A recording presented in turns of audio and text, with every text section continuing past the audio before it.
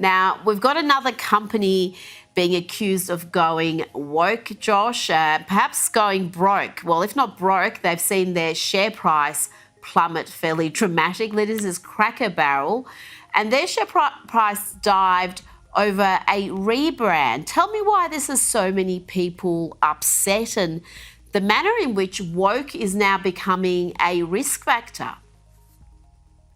So, Rita, Cracker Barrel is an iconic Southern restaurant chain here in the United States. I know this well because I live in Texas, as I said. I also went to university in North Carolina. In North Carolina, Tennessee, South Carolina. This is like Cracker Barrel USA. So I know a thing or two about Cracker Barrel. Cracker Barrel is an iconic Southern restaurant there with an iconic logo that is frequented by predominantly Southern people who go for the food and also the decor. You walk into a Cracker Barrel, it's filled with all sorts of Americana and kind of hunting memorabilia and things like that. So in comes this new woke CEO, and she really is woke. I literally looked at this woman's face, and my very first reaction is, why is she not co-hosting an MSNBC show with Rachel Maddow?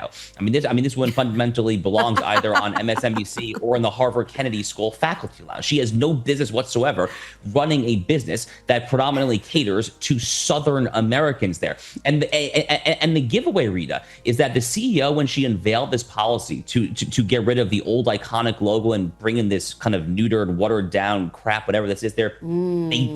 She did that announcement, not in Nashville, Tennessee, not in Raleigh, Durham, North Carolina, in New York City. Do you know how many Cracker Barrel restaurants are in New York City?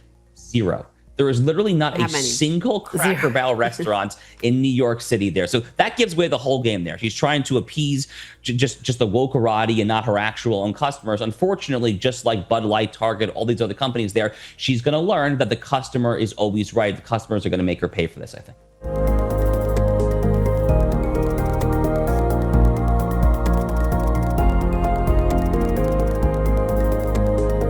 Another thing that's been happening in the US recently is Cracker Barrel, which we don't have in Australia, but from my understanding, it's a restaurant and a gift store, and they've undergone a big rebrand where they've ditched a lot of the classic branding associated with Cracker Barrel, like the country guy, and they've really gone for this sort of pared back modern look. Well, as a result, they've lost $100 million off the value of their stocks.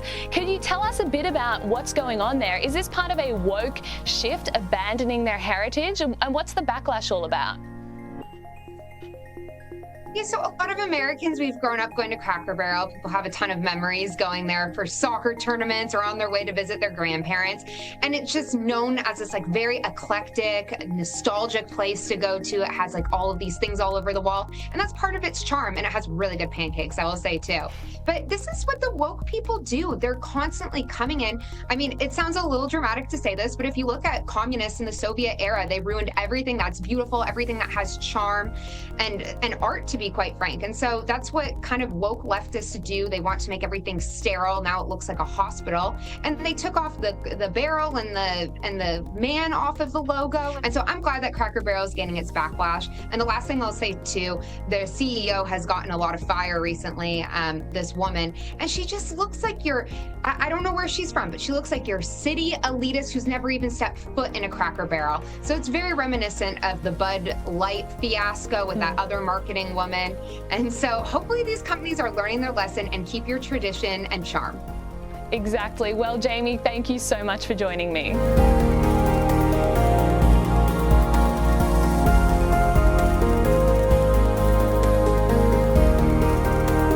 To ask you about this story, which always amuses me. Go woke, go broke, we like to say here. There's a company called Cracker Barrel. I think they're a kind of restaurant chain and in the southern states.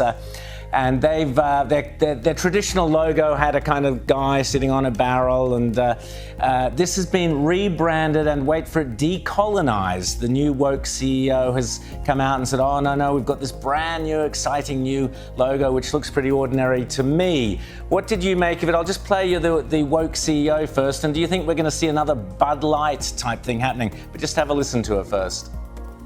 Honestly, the feedback's been overwhelmingly positive that people like what we're doing. I'll give you another soundbite. I actually happened to be in Orlando last week with all of our managers. We bring them together and once every other year. And the number one question that I got asked, Michael, was how can I get a remodel? When can I get a remodel? How do I get on the list? So Natalie, the logo at the top had a kind of nice drawing of a guy sitting there on the barrel, and that's a bit of history there. The new logo on the right of the screen now is so boring and unimaginative. What did you make of this story, Natalie? Well, I think the stock price doesn't quite comport with what she was saying there. But look, you hit the nail on the head, right? This, I think, is sort of a quintessentially vintage Americana brand in the same way that Bud Light is very American. The typical advertisements that people who drink it are real red-blooded, patriotic Americans. And I think that there's some sick, twisted glee that people on the left derive from destroying these sort of culturally nostalgic brands for what is American identity.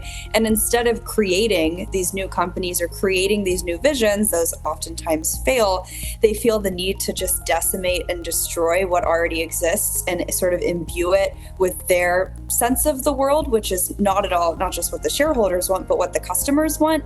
And it's this very weird, like, controlling dynamic. And I think you see it in the same way that you've seen the Democrats have this glee, almost sadistic glee over trying to take over Texas. They love destroying what is iconically American. And I think this is just sort of a corporate rendition of that.